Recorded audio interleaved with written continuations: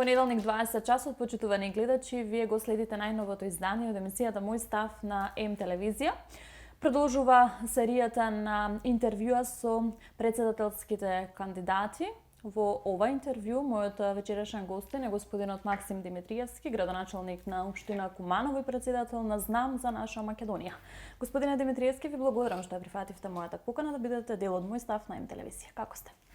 Одлично, ви благодарам на поканата и поздрав до вас и до гледачите на М телевизија. Градоначалник на Куманово и секако председателски кандидат за председател на државата. Зошто Максим Димитриевски е токму за председател на државата?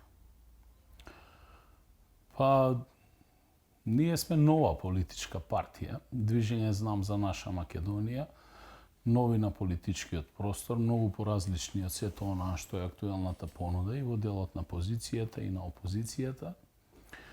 И многу е лесно да се седи и управува од аспект на градоначалник. Сметав дека треба да се излезе од комфорната зона и во овие тешки моменти да се даде една нова понуда на граѓаните. Сметам дека со оваа понуда првенствено ќе влеам дополнителна надежка и граѓаните кои што е во моментов во целост убиена и недостасува надежта, а дополнително сметам дека ќе дадем и една квалитетна понуда и преку мене како кандидат за потенцијален председател на држава, а исто така и во делот на кандидатските листи за пратеници на предстојните парламентарни избори. Она што е според мене исто така многу битно е дека Македонија заслужува дополнително да доживее суштински промени. Бидејќи ние немаме во моментов ниту промена, ниту сме имале сериозна промена во последните 20 години. Тоа што им се нуди на граѓаните, според мене е по знак на равенство. Едните се лоши, ги менувате, доаѓаат уште полоши. Потоа ги менувате истите, се враќаат оние лошите и така во континуитет. 3 децении веќе Македонија созрева како држава, но за жал политичката понуда е оскудна. Сметам дека со една ваква интервенција од наша страна и настап од граѓаните за граѓаните ќе создадеме еден политички субјект кој што ќе се наметне и ќе биде стожер на политичката сцена на државноста, крушестиките, асномските вредности и реалната вистинска идеологија со која што треба да се носи секој македонец, а и секој граѓанин на Македонија без разлика кој од која етничка заедница дојде. Заврши постапката за собирањето на потребните 10.000 потписи, чина на 8 мај беше крајниот рок. Како ги собравте? Лесно ли ги собравте потребните потписи? Како одржа целиот процес организиран од страна на Државната изборна комисија? Па искрено да бидам, не очекував дека толку брзо ќе се соберат само иницијативно толков број на потписи. Сметав дека тоа ќе треба да се организира масовно, како што тоа го правеа впрочем големите политички партии. На моје изненадување, граѓанската поддршка беше огромна. Собравме, мислам дека сме трето рангирани по број на соберени потписи за поддршка на мојата кандидатура и онаа што ме охрабрува многу е дека дадоа поддршка голем број на граѓани кои што буквално не припаѓаат никаде во ниту еден политички субјект. Дополнително, уште повеќе ме охрабрува поддршката на која што наидувам секојдневно помеѓу обичните граѓани и кон мене, а и кон новиот политички субјект Знам. И сметам дека имаме можност заедно со граѓаните да реализираме еден многу сериозен резултат кој што ќе доведе до борба во вториот круг, каде што граѓаните на крајот ќе си го кажат своето. Но пред се сметам дека после овие избори никогаш во Македонија повеќе нема да биде исто. Бидејќи тука ќе биде политичкиот субјект Знам, етаблиран на политичката сцена, кој што нема да дозволи ниту на едните, ниту да другите да се поигруваат со Македонија како до сега. Кој ги споменавте големите политички партии, бевте дел од една таква голема политичка партија во времето кога имаше и локална и централна власт, кога се носеа клучни одлуки за државата. Зошто го напуштивте членството таму? Во СДСМ? Па јас не го напуштив членството. Таму туку јас бев брутално избркан од партијата поради моите несогласувања кои што првенствено беа на идеолошка основа и по однос на многу отворени актуелни прашања во тој момент. Првично, како тоа се практикуваше власта, бидејќи под паролата нема правда, нема мир, се боревме сите за смена на еден режим, а суштински кога дојде имплементација на власта, истите тие кои што го предводеа тој процес, се трансформираа во нешто многу слично, па дури и многу пософистицирано. Гледав како тоа се прават отстапки во континуитет кон вечниот партнер во власта, а тоа е ДУИ, кој што пак спроведува една огромна дуизација во Македонија, а дополнително тоа ги фрустрира граѓаните, бидејќи сметаат дека особено македонците немаат доволно можности да преку своите репрезенти на власта ги заштитат националните и државните интереси. И секогаш во континуитет тоа се обидував да го објаснам на актуелното раководство, за жал нема сенс, еве денеска сме тука кај што сме. Јас отпочнав заедно со моите соработници, истомисленици, еден нов концепт, формиравме движење, политичка партија, знам која што е отворена за сите граѓани. Нашата цел е да ги обединуваме граѓаните, а не да ги разединуваме. Првично обединување на национално ниво, како македонци, а дополнително и како граѓани на Македонија кои што живеат во оваа држава, сите македонскиот народ и сите останати етнички заедници. Од друга страна, лидерот на другата поголема политичка партија на опозицијската ВМРО-ДПМН ги обвинува дел од кандидатите дека ќе го ослабат потенцијалот на нивниот кандидат Силјановска Давкова. Како ќе го искоментирате тоа на Мицкоски? Видите, тој е лидер на една етаблирана политичка партија, која што ние всушност како граѓани пред се ја почувствуваме како владееше до 2016 година. Со сите своји предности и мани. И тоа владење по ништо не се разликува од актуелното владење на оваа политичка гарнитура која што менаџира со Социјалдемократскиот сојуз на Македонија. Видите, јас не ја наоѓам причината за лошото владење помеѓу членствата во партиите, бидејќи и од едната и од другата страна, па дури тоа не само во македонскиот, туку и во албанскиот блок, членовите се прекрасни. Тие се честни, достоинствени, посветени, веруваат во тие концепти и му давам целосно признавање. Но факт е дека големите политички партии се заробени од страна на своите лидерства. Таму имате само афирмативна демократија, додека суштинска внатре во партијата немате. Сите се водат по тоа да не му погрешиме на шефот и едноставно се диктираат тезите од нивна страна така што претходно тие сметаат. За да имате ниво на демократија во државата, првенствено треба да ги демократизирате политичките субјекти. Еден човек нека излезе и нека каже зошто тоа би замениле едни со други. Затоа сметам дека треба да бараме нови алтернативи и затоа излегуваме со една ваква понуда. Инаку го разбирам, бидејќи тој е лидер на партија, која што сака да биде уште појака, помоćна, а на крајот последниот збор го имаат граѓаните, кои што суштински, генерално сите нас не имаат почувствувано директно на своја кожа. Ке гласали овој пат граѓанинот за личност, а не за партиски кандидат? Па мислам дека е дојден моментот во Македонија да почнеме да гласаме за личност. Имало такви примери. Примерот на Киро Глигоров во минатото е еден од таквите, кај што се гласаше за личност. Во другиот дел можеби изборот на поранешниот председател, веќе покоен исто така, Трајковски беше таков. Сметам дека има шанса на овие избори поедини личности и кандидати, вклучувајќи се и себе си, да одскокат многу во однос на резултатите кои што ќе ги добијат нивните политички партии.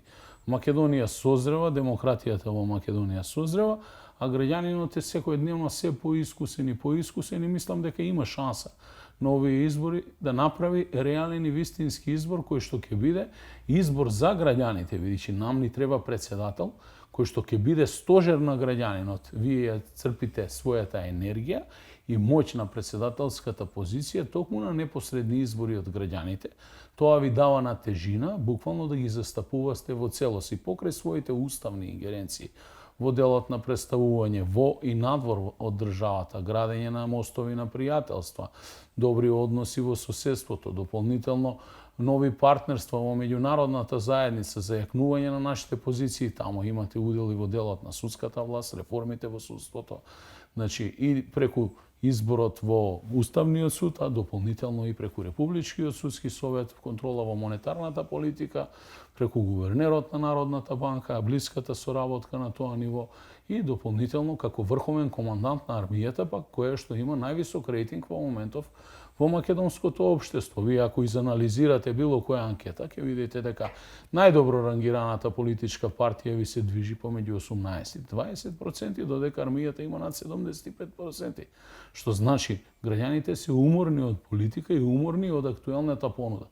Сега треба да излезе нешто ново, а сметаме дека низ ваква форма на лидерски профил на партии во моментот, а подосна и дополнителна нивна демократизација, ширење на таквите субјекти, Македонија заслужува да добие шанса за нешто ново. Тоа новото тие го дефинираат или граѓаните го дефинираат како нов пат, трет пат, нова алтернатива.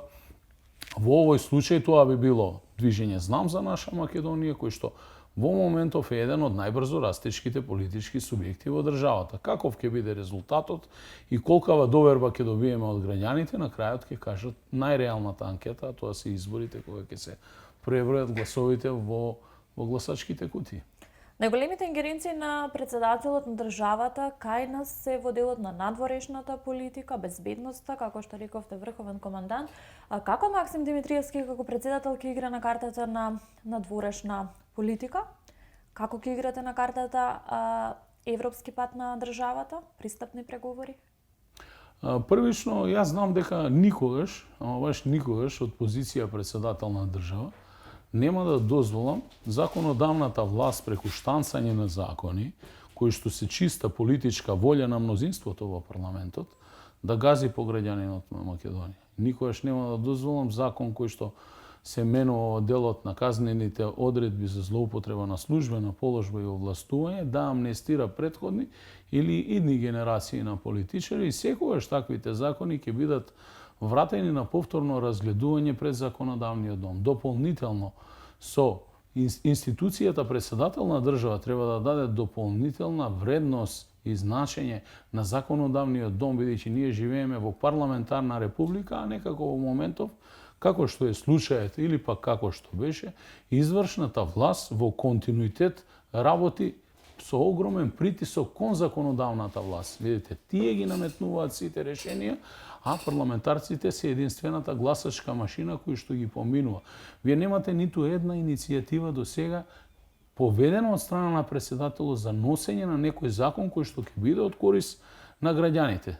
Председателот ја има таа надлежност. Инаку што се однесува до нашата надворешна политика, да јас се согласувам, тоа првиот соработник на председателот треба да биде министерот за надворешни работи, кој што треба да биде професионална функција, човек кој што има претходно искуство, бидејќи дипломатијата е еден вид на занает и тоа се учи, но дополнително и да се искористат сите наши потенцијали и човечки ресурси во дипломатски откор кој што го имаме и поседуваме, за да можеме да изградиме една сериозна професионална дипломатска мрежа. Во моментов тоа не е случај. Ние гледаме како партиски решенија преку ноќ стануваат амбасадори на една, друга или трета битна позиција. До вчера Македонија немаше своји репрезенти во најбитните држави членки во меѓународната заедница. Како можете да лобирате ако немате свој представник во ДКП во одредена држава која што има големо влијание? Нашиот курс е јасен како држава, тоа е Европската унија, НАТО сме веќе членови, седиме таму на маса. По дефолт ние по раѓање сме европејци и нам нема да ни побегне Европската унија, само дефинитивно мора да се поработи многу посериозно за да се разрешат сите овие актуелни проблеми кои што ни се наметнати од страна на Бугарија, како на релација Скопје-Софија, да се врати прашањето, да се разгледува како билатерално, а не мултилатерално, бидејќи ние немаме проблем со Европската унија. Нашиот проблем во моментов е наметнат од нашиот сосед кој што го користи овој момент на македонските евроинтеграции за да реши едно само измислено и само наметнато билатерално прашање кое што е исто така подкрепено со една резолуција на бугарскиот парламент кој што пак усвоена малте не едногласно и затоа сметам дека треба да се разговара на релација Скопје-Софија, а во меѓувреме Македонија да работи на процесот да зајакне од натре како држава, да се трансформира во самоодржлива држава, да ја искорени корупцијата и криминалот, исто така како што тоа ние го направивме во Куманово, најголем дел на општинската и другите администрации кои што даваат услуга кон граѓаните, за да се сузбие истиот криминал и корупција кој што е најголем непријател на демократијата. Споменавте борбата со криминалот и корупцијата, јас овде ќе додадам и иселувањето, епидемијата на иселувањето со младиот човек од државата, како да се решат овие проблеми, како да се сопре иселувањето на младите, како да ги оставиме младите овде? Па видите, сите млади кои што бегаат од овде, не бегаат поради фактот што не само што лошо се живее или социоекономскиот момент е пресуден.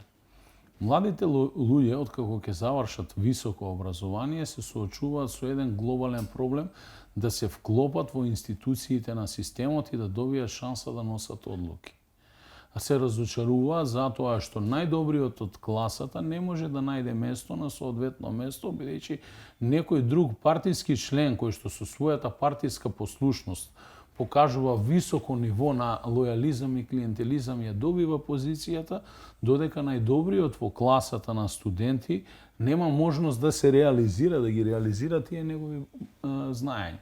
Моето искуство во Куманово покажа дека сите млади луѓе кои што добија шанса да менаџираат со јавни предпријатија во одредени сектори, помошници, раководители, оделени и така натаму, во најголем дел покажаа резултати. Зошто? Добија шанса да имплементираат своји идеи и да носат одлуки. За жал кај нас младите луѓе таа шанса не ја добиваат. Дополнително не сакаат да живеат во несреден систем, неправеден систем. Македонија нема правда за сите, има селективна казнивост, нема казнивост за сите. Тоа едноставно ги иритира кога ќе излезете на улица и ќе видите сето тоа што се случува околу вас, всушност ве насочува да размислувате дека овде нема алтернативи. Од друга страна, тие луѓе млади кои што одат ни се неопходни за да ја продолжиме да ја градиме државата, бидејќи вие можете да ви помогнат повозрастните, поискусните генерации во делот на доградба на Македонија, но првенствено главната енергија треба да ја искористите од младите луѓе.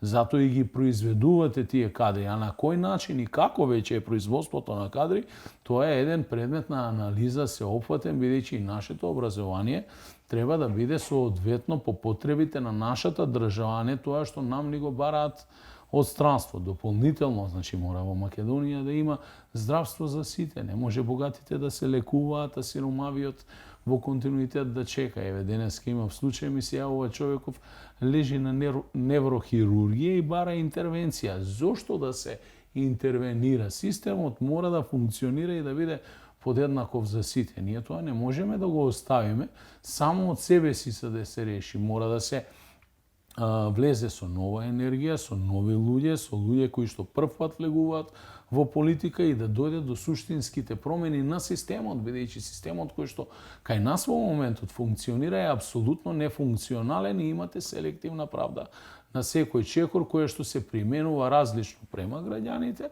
а од друга страна различно према репрезентите на политичките партии и нивните семејства, блиските луѓе и поддржувачите од друга страна, а иако апсолутно не треба да биде така. Истиот тој систем остави многумина граѓани без лични исправи, документи, токму пред изборите, некои патуваат без разлика за која и цел да ни се потребни. Сето тоа говори многу за системот, меѓутоа оптимистли сте дека ќе се случат тие суштински промени во државата, од каде да се почне? Па јас многу долг временски период коментирам дека во делот на Министерството за внатрешни работи во државата постои апсолутен аматеризам од страна на тие кои што ги водат ресорите и нивните политички советници. Почнувајќи од поранешниот веќе министер, ако го погледнете обкружувањето на министерот, ќе видите дека таму имате советници кои вчера завршиле факултети се без еден ден работен стаж, додека оние вистинските професионалци ви се ставени на страна. дојде до растурање на тој систем во оваа министерство, што е недозволиво, бидејќи ова министерство покрај армијата треба да бидат најдобро организираните два система во државата, веќе согласно законот, монополот за физичкото насилство, согласно законот и уставот, го имаат единствено полицијата во мирнодопски услови и армијата во вонредна и кризна состојба. И таквото импровизирање во делот на менаџирање на самото министерство доведе до вакви погубни моменти каде што граѓаните се соочуваат со суштински нерешен елементарен проблем во министерството да се издадат лични документи на граѓаните за нешто што претходно се разговара во период од 4 години. Значи, некој за тоа мора да одговара. И каде е селективноста? Селективноста е дека ако денеска се јавите вие на некој си Звонко, кој што работи таму на издавање на лични документи, нема да добиете резултат. Но ако му се јавите на некој Шпетим, за еден ден ќе ви биде решен проблемот. Тоа е недозволиво. Ние мора да изградиме професионални институции врз база на одредени стандарди. Самите луѓе кои што ќе бидат вработувани во сите институции треба исто така да поседуваат и индивидуални квалитети, но и да поминат некој одреден систем на реална професионална селекција, а не на партиска селекција, бидејќи списоците за вработување во институциите се даваат во партиските штабови, што не е случај со ЗНАМ.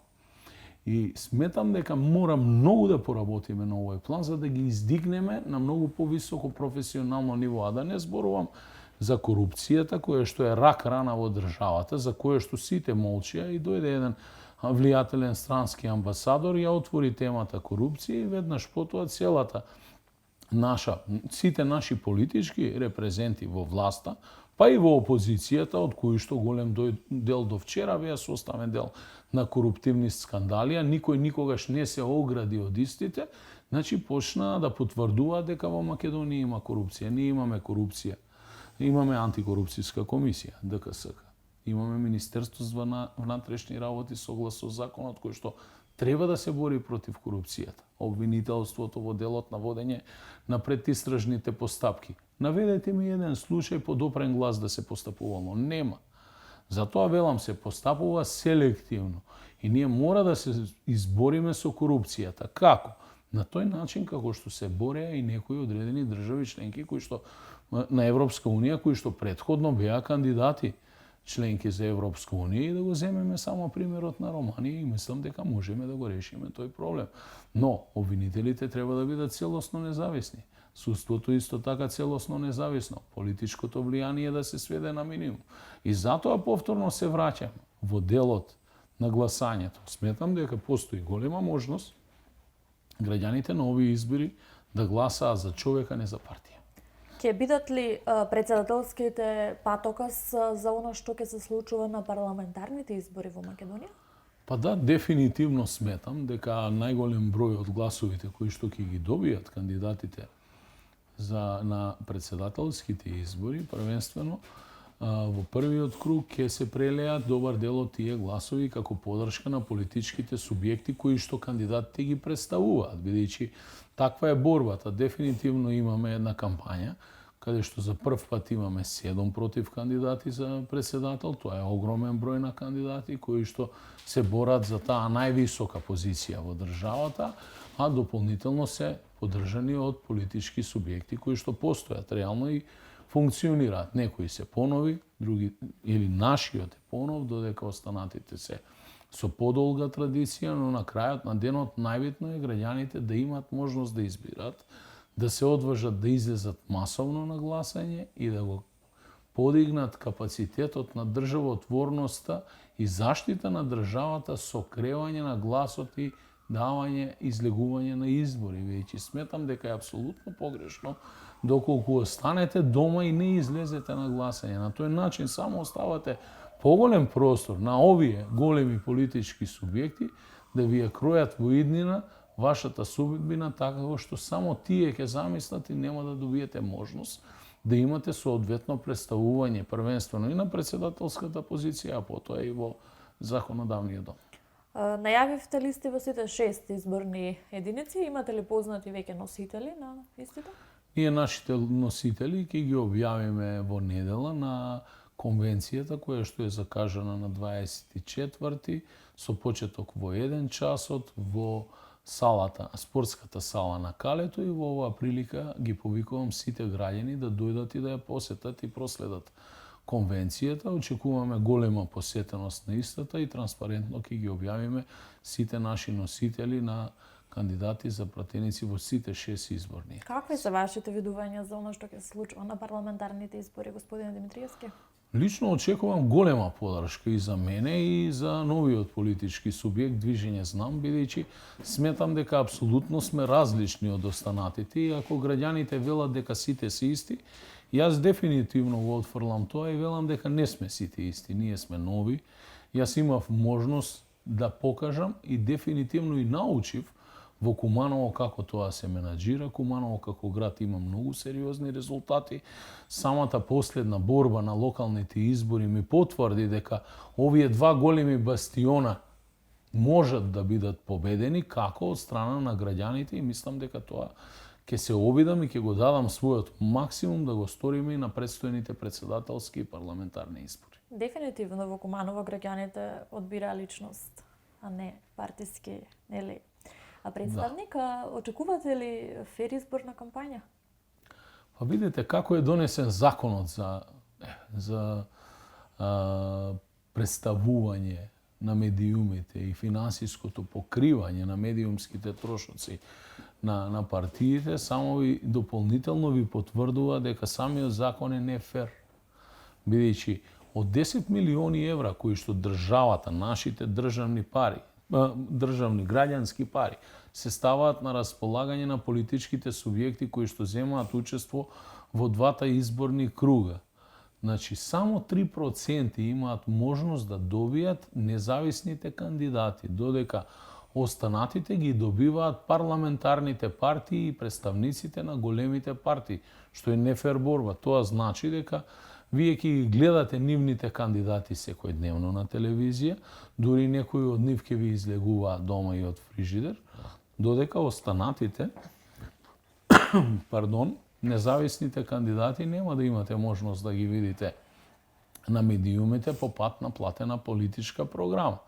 Зошто е тоа направено? Затоа што така си имаат седнато и се го имаат прекроено колачот. Сметам дека веднаш по изборите и по добивање на поддршка од страна на политичката партија Движење Знам за наша Македонија, ние ќе одиме на измена со иницијатива за измена на овој закон, сметајќи дека Македонија првенствено треба да биде една изборна единица и дополнително да се смени овој фамозен закон кој што дава предност на големите во однос на останатите. А како малите или обичниот граѓанин да добие шанса? Каде се тука граѓанските иницијативи, например, кои што со уставот се загарантирани да соберете потписи за кандидатура за пратеничка листа, советнички листи, значи огромна неправда е. Инаку, според онаа како ќе се движи кампањата, ние како политичка партија ќе водиме максимално позитивна кампања.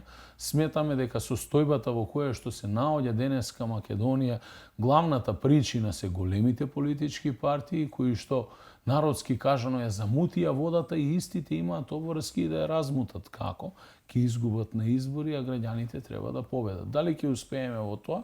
Тоа ќе зависи од сите нас, вклучувајќи ги пред се сите оние кои што не гледаат и во овој интервју и кои што живеат во Македонија и во Македонија.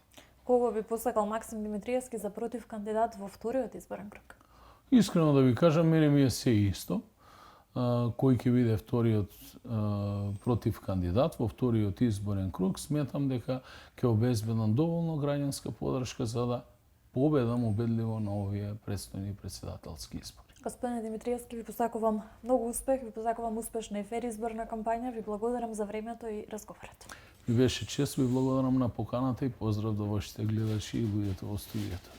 Мој став со господин Максим Димитриевски, градоначалник на општина Куманово и председател на Движењето Знам за наша Македонија. Почитувани гледачи, овде и вам ви благодарам за вниманието со кое што ја проследивте најновата емисија Мој став на М телевизија. Се гледаме наредната седмица.